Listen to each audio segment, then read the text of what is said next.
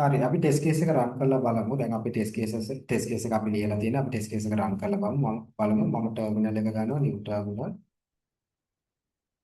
python main.py කියන file එක රන් කරන්න තියෙනවා. මම එන්ටර් කරනවා.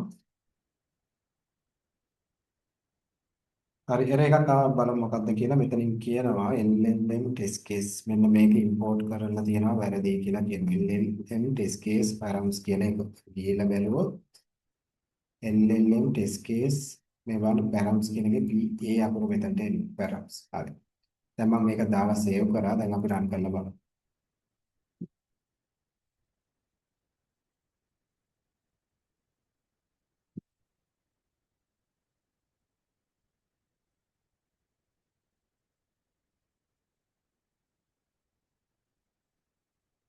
මෙතනත් කියනවා මේ වල llm test case params කියන එකේ මෙතනත් එන්න ඕනි params.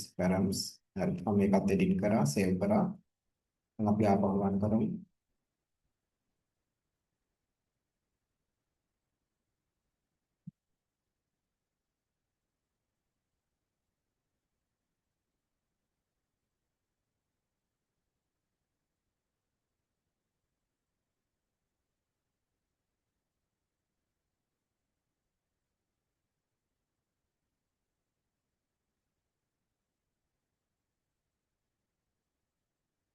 මේ බලන්න ටෙස්ට් කේස් එක රන් වුණා. ටෙස්ට් කේස් එක රන් වෙලා මෙන්න මේ අපිට ස්කෝර් එක දීලා තියෙනවා. මේ බලන්න අපේ ස්කෝර් එක දීලා තියෙනවා 1.0 කියලා. 1.0 කියලා. රීසන් එක දීලා තියෙනවා both the actual output and expected output are identical. So no difference can be identified කියලා මෙයා කියනවා. ඒ කියන්නේ එයා කියනවා අපි what is the capital of France කියලා අහපු එකට ආපු උත්තරේ සහ අපි මෙතන එක්ස්පෙක්ට් කරලා තියෙන උත්තරේ the capital of France is Paris කියන එක සමානයි. ඒ නිසා යා ස්කෝර් එක 1 කියලා දීලා තියෙනවා. ස්කෝර් එක අපි හිතමු 0 කියලා දුන්නොත් ඒ කියන්නේ ඒ දෙක සමාන නෑ කියන එක. ස්කෝර් එක 1 කියලා ඇවිල්ලා තියෙනවා කියලා කියන්නේ අපි එක්ස්පෙක්ට් කරපු මෙන්න මේක සහ AI එකෙන් දුන්න එක සමානයි. අන්න ඒ නිසා තමයි යා ස්කෝර් එක 1 කියලා මෙන්න මේ රීසන් එක දීලා තියෙන්නේ. අපි මේ වගේ දෙයක් කරමු. අපි මේක ඉන්වැලිඩ් සිනාරියෝ එකකට හදමු. අපි මේ වගේ දෙයක්. මම මෙතන actual output කියන එක පොඩ්ඩක් මෙතන hard code කරනවා මෙහෙම. ලන්ඩන් කියනවා. ලන්ඩන් කියන ඔන්න hard code කරනවා. එතකොට මම actual output එක දැන් මේක ඇත්තටම AI එකකින් එන එක නෙවෙයි. මම මෙතන hard code කරලා තියෙන්නේ ලන්ඩන් කියලා. හැබැයි අපි expect කරන්නේ පැරිස් කියලා. අපි බලමු දැන් මොකද්ද මේක run කරාම එන answer එක කියලා.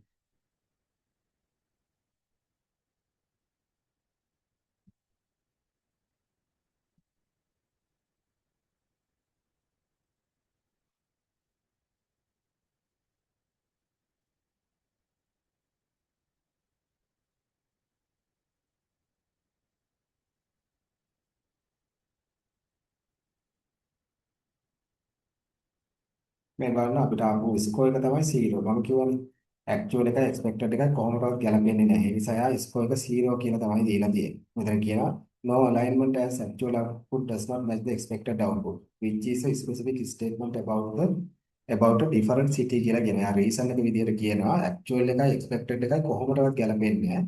මේ දෙකෙන් different cities ගැන තමයි කියන්නේ කියලා කියනවා. ඒක තමයි රීසන් එක ස්කෝර් එක යා විදිහට යා 0 කියන එක දීලා තියෙනවා. දැන් කලින් එක්සැම්පල් එකේදී ඇක්චුවල් එකයි එක්ස්පෙක්ටඩ් එකයි සමාන වුණා. ඒකට එයා ස්කෝර් එක 1 කියලා දුන්නා. රීසන් එක විදිහට කිව්වා ඇක්චුවල් එකයි එක්ස්පෙක්ටඩ් එකයි හරියටම සමානයි කියලා. හැබැයි මේකෙදී අපි හાર્ඩ් කෝඩ් කරා වෙන රටක නමක්. එතකොට ඇක්චුවල් එකයි එක්ස්පෙක්ටඩ් එකයි කොහොමදවත් ගැලපෙන්නේ නැහැ. ඒ නිසා එයා ස්කෝර් එක බිඳුව විදිහට දීලා කියනවා. මෙන්න මේ රිසල්ට් එකේදී මෙයා කතා කරන වෙනම රටවල් දෙකක් වෙනම සිටිස් දෙකක් ගැන තමයි කතා කරන්නේ කියලා එයා රීසන් එක විදිහට මෙන්න මෙතන මේ විදිහට දීලා තියෙනවා. මෙතන මේ ස්කෝර් කියන පොයින්ට් එකක් මතක තියාගන්න. මේ ස්කෝර් පොයින්ට් එක සාමාන්‍යයෙන් එන්න පුළුවන් බිඳුවත් එකත් අතර වැලියු එකක්.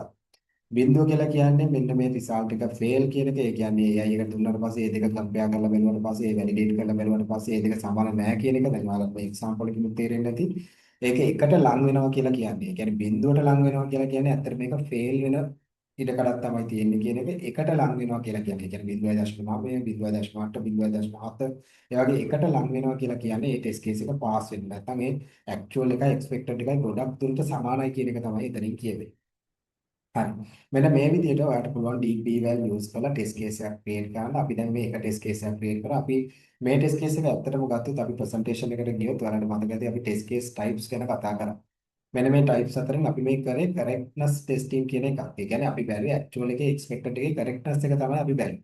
දැන් මෙතන තව ටෙස්ටිං ටයිප්ස් අපි තියනවා කියලා කතා කරා. ආන්සර් රිලෙවන්සි, සේෆ්ටි, බයස් ටෙස්ටිං ඒවා ගොඩක් තියෙනවා කියලා අපි කතා කරා. අපි බලමු ඊළඟ වීඩියෝස් වලදී මෙන්න මේ ඊච් ටයිප් එකට අදාළ ටෙස්ට් කේස් ලියලා කොහොමද ඒ වගේ රිසල්ට් එක එන්නේ, කොහොමද රන් කරන්නේ, මොනවද කෝඩ් එකේ වෙනස් වෙන්නේ කියලා අපි බලමු.